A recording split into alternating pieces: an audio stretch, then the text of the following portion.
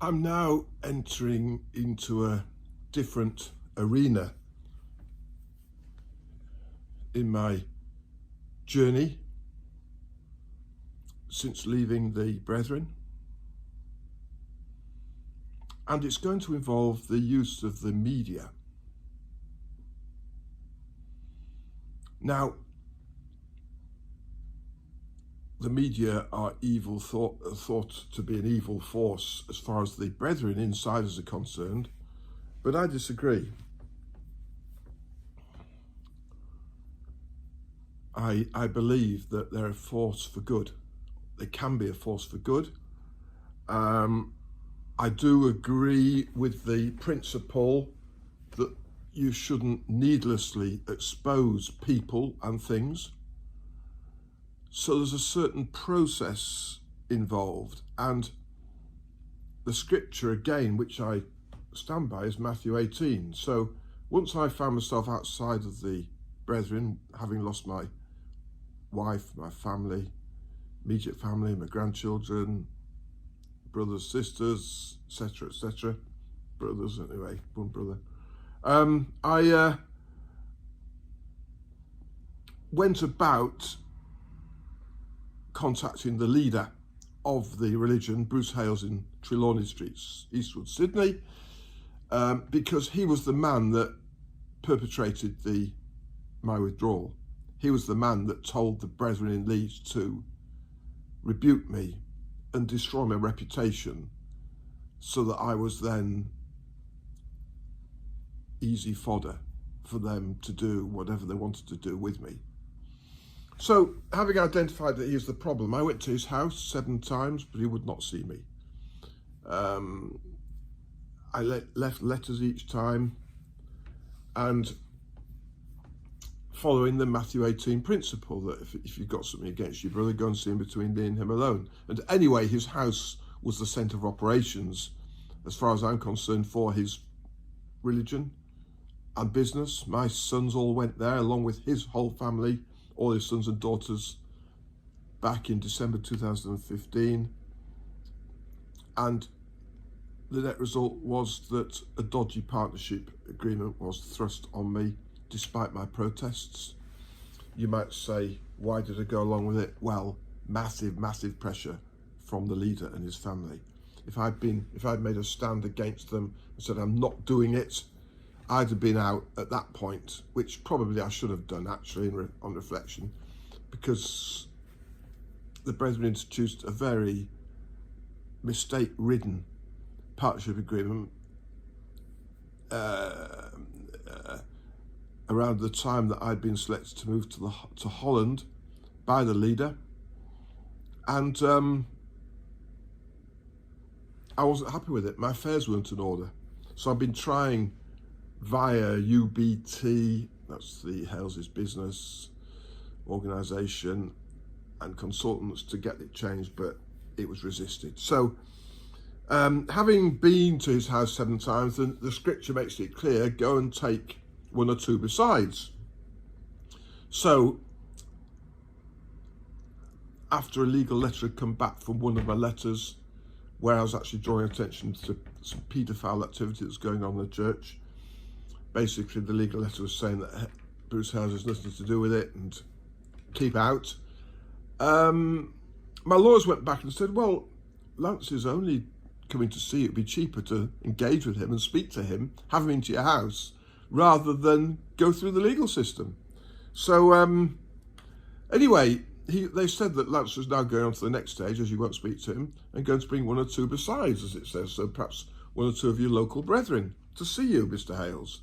He came back and said none of the local brethren want to see me, and got the brethren to read out a legal statement, which is probably dodgy actually, but a so-called legal statement in the Sydney church, which says that none of the brethren wanted to speak to Lance. So that was his way of rebuffing me. A letter was sent back to my lawyers saying none of the brethren in the Sydney area want to speak to Lance. And I understand it was read out in other places around Sydney. So he was really blocking off my ability to take Matthew 18 to the next stage. So then the next thing after that is it says, if that doesn't work, tell it to the assemblies. So I rolled up to the Universalist meetings in June 2019 in a taxi, quite hilarious actually, and two guys came out from the meetings and basically said, despite an appeal and them appearing quite decent on the face of things, basically said, get stuff, you're not coming in here. So I said, well, I'll go away on the basis that I can speak to the leader, Mr. Bruce Hales. I've been to his house all these times. He won't see me. I need to speak to him because I've got issues with him. He's stolen my wife from me. He's taken my family away. Only needs resolution with him and he can put my family back with me and we can socialise and have happy times again. So I need to speak to him. There's nothing you can do. Then they said, well, can you speak to one of his local brethren? So I did. I spoke to, that evening, spoke to Tim Little, who was one of the senior brethren. It's basically, he was saying that he thought there was something wrong with me and I wasn't pure. And of course, they hold to it that the men of God, Bruce Hales, is pure. He's so special, a man of God. And Jim Taylor, despite being, at the time of Aberdeen in 1970, being in bed with a naked woman, he's pure. So anybody that doubted that was pushed out of fellowship. And there was a big issue where 8,000 left in 1970 amongst the brethren, whereby you had to actually accept Jim Taylor without question, or you were put out of fellowship. There was no option to choose between Jim Taylor and Christ. Jim Taylor was Christ's representative, despite being in bed with a young woman and found out and guilty, and that's accepted. Despite that, he's Christ's representative, so that's what Christ would have done. Therefore, it's okay. And that was thrust on the brethren, and anybody that doubted it was impure. So it's actually very much a one-way street. I believe that the brethren should have been able to make a free decision. Do we choose Jim Taylor? He was blasphemous in the meetings. He was talking about bastards and bums. He was saying that those that left, it's like sweeping the rubbish out. Well, how derogatory is that? So the point is that you can get away with anything if you are the leader. And people had to acknowledge in assembly, people acknowledged in assembly in 1970 that they would be happy for their wives to go to bed with Jim Taylor Jr., the leader. My wife went over to Sydney without me under Bruce House's instructions in June 2015. My relationship had already suffered because I'd been rebuked in assembly. She was portrayed as an angel, I was portrayed as the devil, and devils and angels don't sleep very well together, do they? And so we had all sorts of issues going on. And so I've actually gone to great lengths to follow scriptural principles in pursuing the man. But we're now at a point where he needs exposing. It says if it does say in Matthew 18, if he doesn't listen, spread it on the housetops. Just spread it. And I think that could include the media. So I'm at a point where I think I've actually got a basis to go to the media, and I support them so long as they are honest. I love honest journalists that look into evidence and find facts and come out with the truth. And I think that God can use the outside forces, if you like, what's greater than us, can use the exposure of the media to bring the brethren to their senses. So I'm in touch with investigative journalists, the Times newspaper, and the BBC. And it's all new ground to me, uncharted waters, but hey, decent people. The BBC said, Lance, we can see that you're not vindictive, you're not against these people. We can see that you love people in there, and you're just doing your best to try and bring them into a happier, more open situation where they can interchange with normal people in the world. But you see, there's this sinister side that if you knock at the paedophile door, for instance, they'll want to get a gun out and shoot you, scare you off. Why is that? Because things are hidden. They don't want them exposing. doesn't help the reputation of the religion. But they've got to come out. Paedophile stuff has got to come out and be declared fully to the authorities. That's the police. Religions cannot deal with that sort of thing behind closed doors. Full stop. But of course, they'll bring legal stuff, as I say. You bring questions of paedophile to the leader, hoping him to sort it out. He doesn't, and he threatens you with legal letters. So there's a whole lot of secretive stuff going on, underhand stuff, and I believe that the media is the very force that's needed to actually shine a light in so that the truth comes out. It's very difficult for victims on a one-to-one situation who are surrounded by a religion of 55,000 people to actually speak up against religion. The weight of numbers generally wins. I actually even wrote to my local brethren in Leeds and Harrogate over Christmas and New Year. I got the police round, and they won't face up to the issues that I'm raising in the letters. The brethren won't. No, they won't. But they will send the police round to shut me up. And the police said, look, lads, if you carry on doing it, you could be up for harassment. And apparently harassment doesn't matter what you write, there's how respectful you are.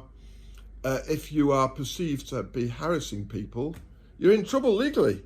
So they actually they've used the legal system, they've used the police, and now let's see how they use the media. I don't think they'll use the media so readily against me, because I'm honest. I know I'm just speaking the truth. If the brethren will use the media to tell their story, fine, get on with it. But I think the media is an open playing field. It just means that the public become aware of what they're funding. And see, it's right that the breaking up of families and all the awful things, the taking illicit and underhand, insidious taking over of businesses by leaders should be exposed, because it's wrong. I cannot understand. There's no good reason why they manipulated my wife and children to take over my business without coming to me first to say, Lance, we want to take your business over for the testimony or for the brethren. Well, if they'd been decent, respectful, fine. It needn't have cost us best part of £2 million in legal fees. So we need to establish the truth with the help of the media rather than going by the narrative. And the brethren have their narrative, they have their propaganda. They have their propaganda that the leaders are pure men, and John Hales, despite being out of fellowship, who's the father of the current leader, was a pure man right through the 60s, when he was withdrawn from for being less than honest as to finances, and bringing commerce into the assembly. So they do have a withdrawal system, but it's very much used to suit the leader of the day. And it's back to the old problem. The brethren have jettisoned the truth and instead put up a man and protect him. So it's all about following a man rather than following the truth. That is actually serious because of the consequences. If you fall out or become victim to the leader, you're finished. Your guts are for garters. End of story. And the brethren cannot go against that because they'll be out themselves if they protest. So I've gone down this route, and of course the brethren will lean on me to stop that. They'll do with the police, with personal letters. They'll probably start litigation against the press. But I think what we've got to say. That's life. We need some whistleblowers around. We need brave people who will just tell the truth, get the truth out, so that it's in the hands of the media, consequently in the hands of the government, who actually have to think for the people and have to decide whether they should support religions that ruthlessly excommunicate people without a trial, that ruthlessly divide families, that cover paedophile activity, that that shun people to the extent they can't have anything to do with inside members. That is the truth, and that's just a little bit of the truth. It's awful, the discrimination, which is going to be the subject of another video that I do, between brethren and ex-brethren. And awareness is needed. And I believe I've been through the process which qualifies me to go live, go viral, and expose the truth of what's going on in cults. This is all about cults. It's not Christianity. They hide under the guise of Christianity, and there are some bright Christians inside, yes, but the system, the doctrine divides people. It divides families in order to get control over them. If you weaken people, you get control.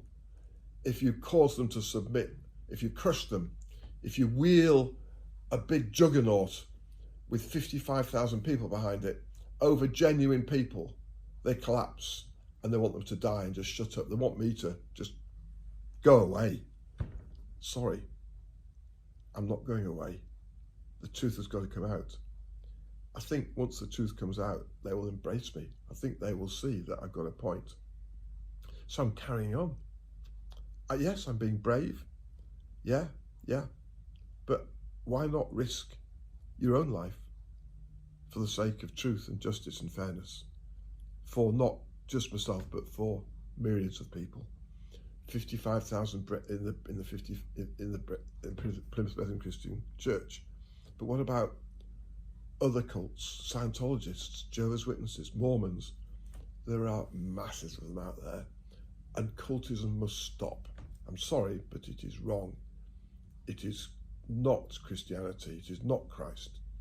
If anything, it's anti-Christ, because they're putting a man up instead of Christ.